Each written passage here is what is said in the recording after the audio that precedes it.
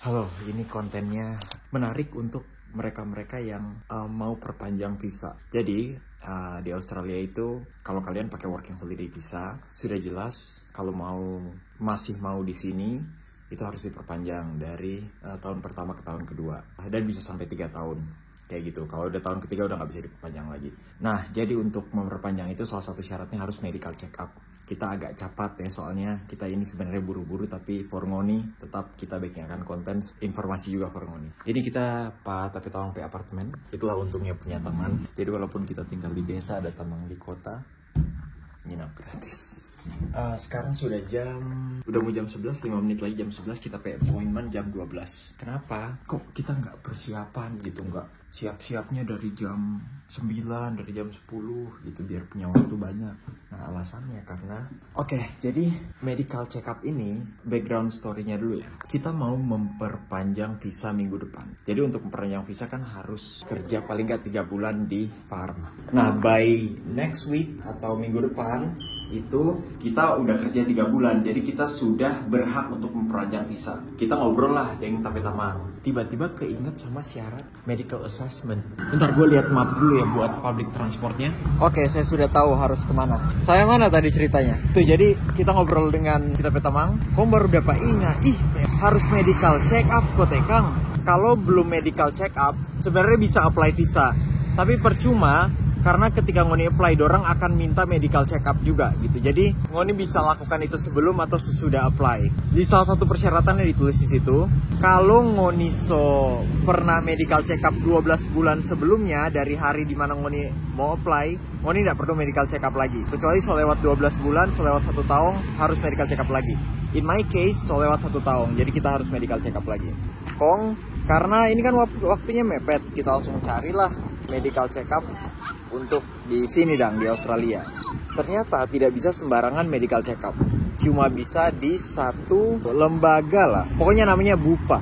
Nah, BUPA ini itu lembaga yang bekerja sama atau instansi yang bekerja sama dengan pemerintah Australia di bidang kesehatan. Jadi kalau mau medical check up khusus untuk visa, cuma bisa ke BUPA. Mungkin kalau dianalogikan di Indonesia kayak mitra keluarga misalnya. Nah, cuma bisa ke mitra keluarga gitu misalnya. Terus kita cari jadwalnya. Ini harus booking, nggak bisa langsung datang, nggak bisa. Harus booking, harus ada appointment baru bisa datang. Kita cek jadwalnya, paling cepat itu 4 minggu dari pas kita cek itu. Yang mana nggak bisa. 4 minggu, kita aja mau apply visa minggu depan. 4 minggu lagi terlalu lama.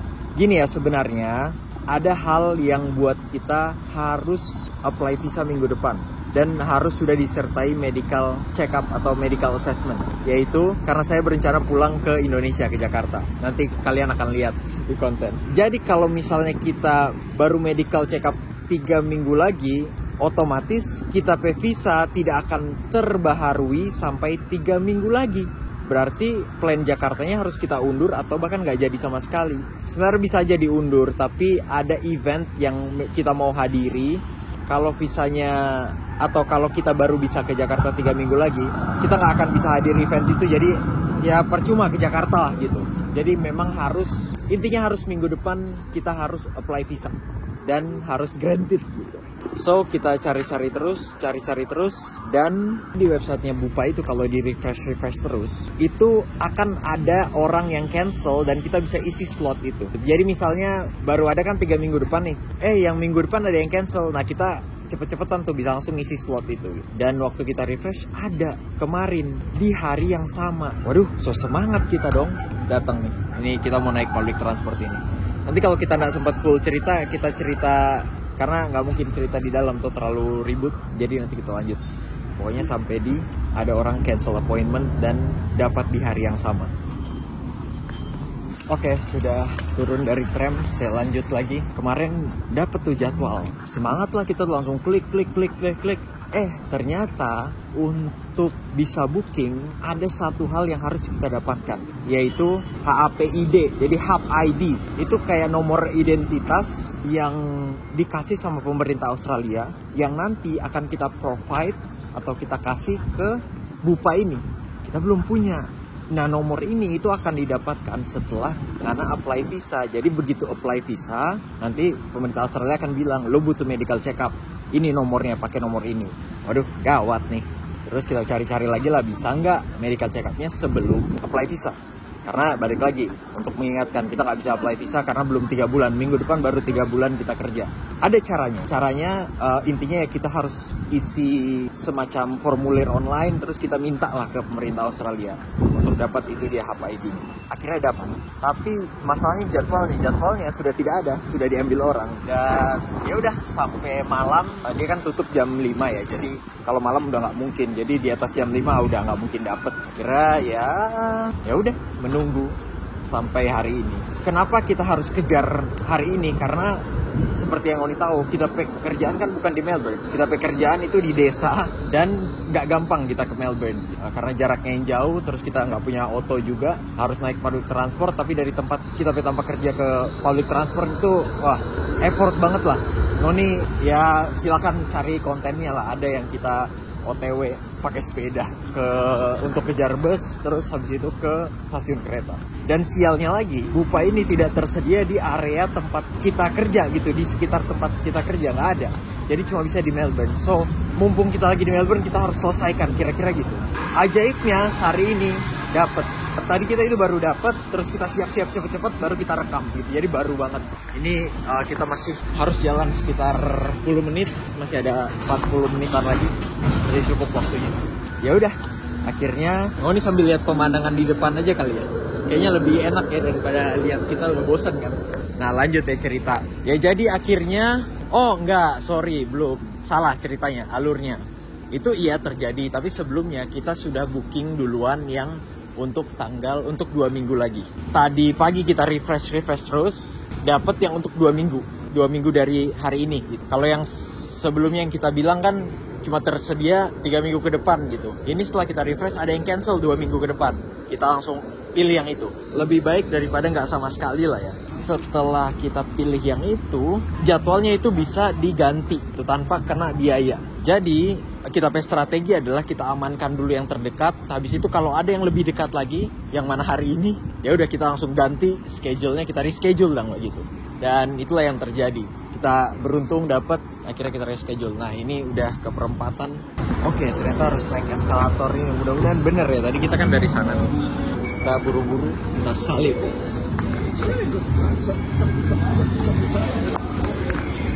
Ini pelajaran buat kalian yang mau apply visa untuk diperhatikan tuh kapan terakhir kali kalian medical check up ya, dan syarat-syaratnya gitu-gitulah. Jangan sampai kayak kita gitu. Kita beruntung banget kita sadar gitu. Kalau nggak sadar, kita sadarnya nanti tanggal 3. Oh itu lebih pusing lagi tuh, kapan ke Melbourne-nya lagi. Ini benar-benar best case scenario yang terjadi. Dapat nomor dari government itu cepat, karena kita pikir bakalan 2-3 hari, ternyata beberapa menit, berapa jam udah dapat, dan dapat jadwal langsung besoknya. Waduh, I'm very lucky. Dan sebenarnya bukan cuma keberuntungan, tapi ya effort juga, karena kita punya usaha terus. Oke, kita mau cari dulu ya DP tambah, nanti kalau di dekat-dekat baru kita rekam. Harusnya sih nggak jauh, di sekitar sini, harusnya di salah satu gedung ini. Sudah dapat gedungnya ini nih.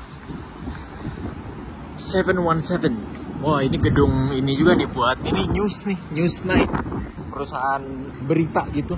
Ini dia. Sekarang kita kemana nih? Aduh, ada makanan lagi di situ. Masih sempet nggak ya? Kita lapar banget soalnya. Sumpah dari pagi belum makan asli. Kayaknya kalau ada croissant atau sandwich gitu, kayaknya kita mau beli gitu. Can I get this breakfast muffin? Yep. Jadi seru ya kontennya, jadi banyak jalan-jalannya. Thank you so much. Nah, minum tuh rata-rata gratis di sini air putih, karena ya mereka cuma ambil dari keran. Tinggal setengah jam lagi. Kayaknya gue mau ke dalam dulu. Paling nggak gue tanya, gue pastiin, baru nanti gue makan gitu aja deh. Takutnya harus setengah jam sebelumnya apa gimana? Iya. Yeah. Ini nih, Bupa. Nih, ini. Down to, oke. Thank you. 2. Bupa. Oke, ya. Kalau dia bilang, nanti balik lagi bisa, ya udah baru kita makan. Tapi kalau dia bilang, harus tunggu. Ya kita makannya terpaksa nunggu itu selesai medical check up. Ada banyak orang. Kalau mereka nunggu juga. Visa services, khusus visa. Oh ya, 11:50? Okay, yep, that's perfect. Cause yeah, I'm just gonna have my breakfast first. Thank you. Okay. Dia bilang, oh you're too early katanya. Iya, jam 10.30. 11.30. Nah, masih ada setengah jam lagi. Terus dia bilang nanti datang lagi aja jam 11.50 atau 11.55. Tadi mana ya? Hah? Oh ini. Iya benar ya. Tadi lantai berapa ya? Lantai 4 ya? Iya benar. Tadi kan disuruh turun 2, 4. Kita hampir mau pencet G loh. Karena biasanya kan lobby di ground kan. Lah, langsung di depan ini. Lah. Gimana sih? Tadi kan masuknya dari dalam. Keluarnya di sini. Ya, kita makan dulu karena masih ada sekitar 20 menit sampai 10.50 lah kita jalan. Thank you so much.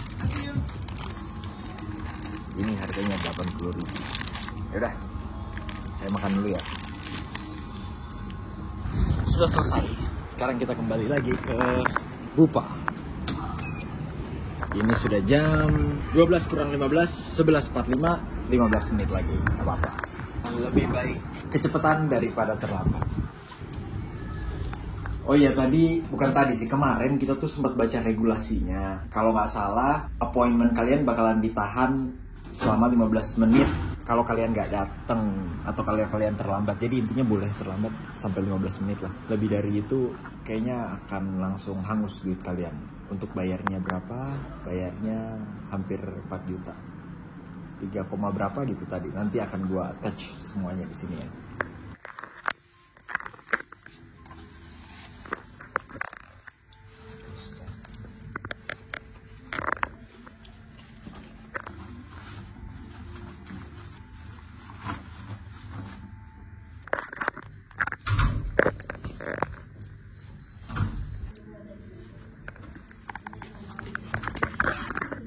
Sudah selesai, saya sudah di luar.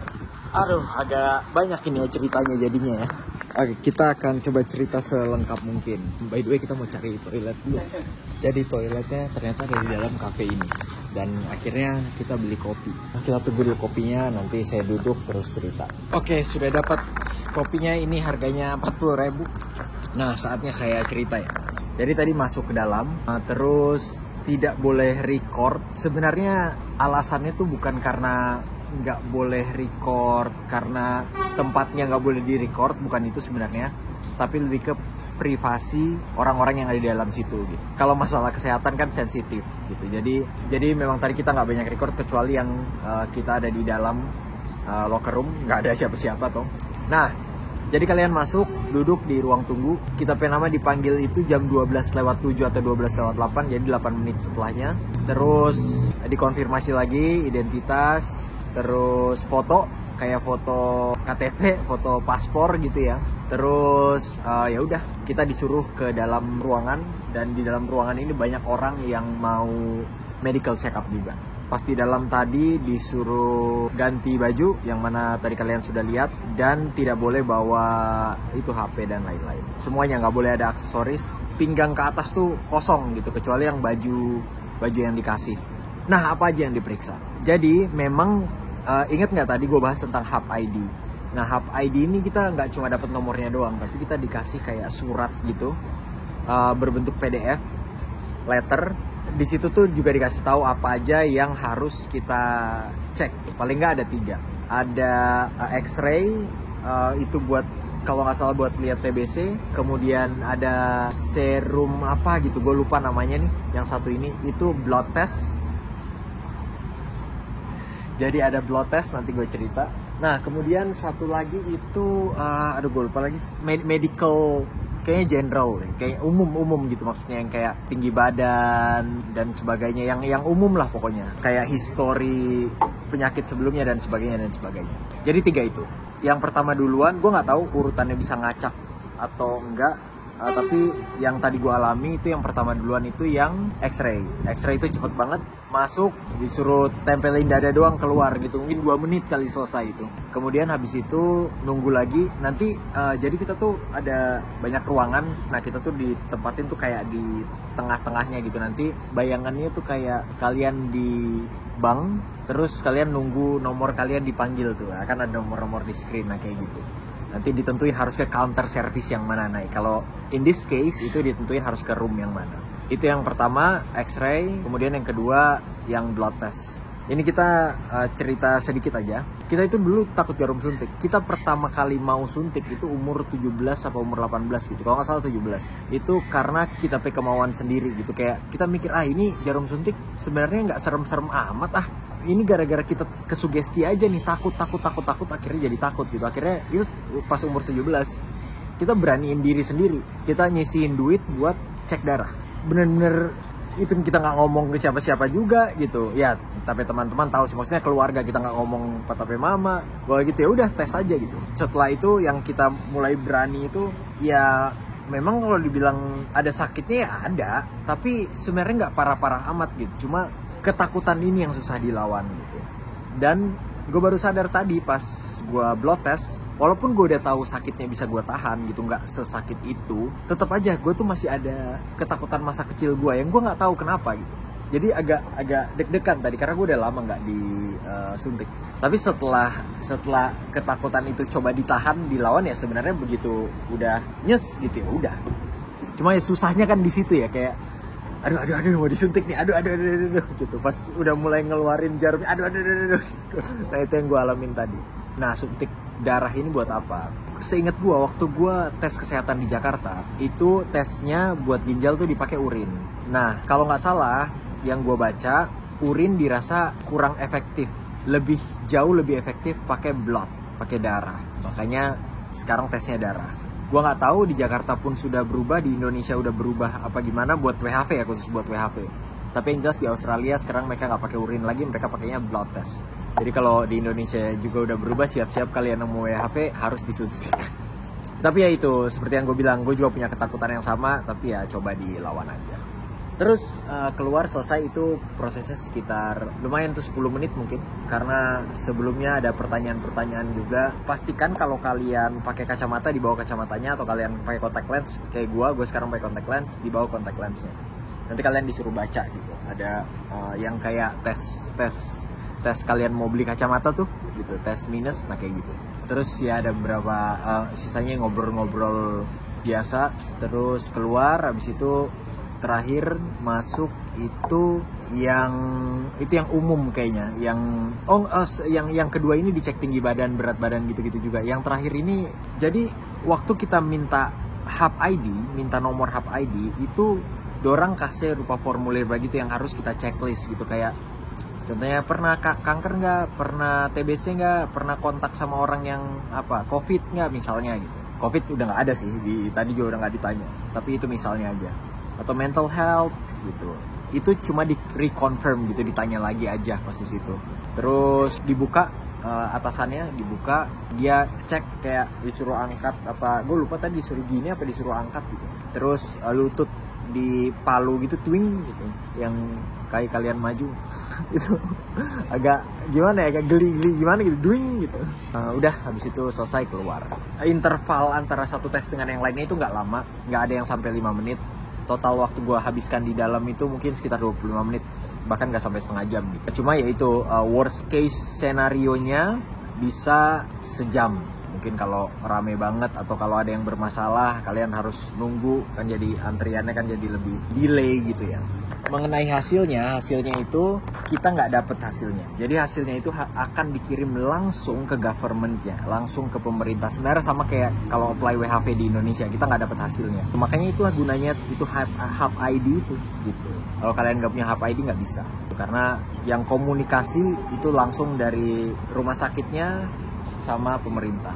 Terus tadi gue karena gabut pas nunggu sebelum masuk ke dalam ya, karena kalau udah dalam udah nggak boleh pegang HP kan. Pas yang nunggunya itu gue lihat emailnya lagi, tulisannya di situ kalau sakit itu nggak boleh datang. Pilek, batuk, atau demam itu nggak boleh datang. Itu harus reschedule. Itu ditulis di emailnya. Kemudian ada lagi kalian datang 5 menit sebelum gitu. Jadi nggak usah rajin-rajin amat kayak gua tadi gitu. Setengah jam sebelum ya bagus sih, bisa tunggu di luar gitu. Tapi FYI mereka bilang ya paling nggak 5 menit sebelum juga masih oke gitu. Udah, itu aja sih. Mudah-mudahan semuanya berjalan lancar. Kalau semuanya berjalan lancar, minggu depan gua bisa apply visa. Mudah-mudahan visanya itu juga cepat dan bisa cabut dulu ke Indonesia selama beberapa minggu.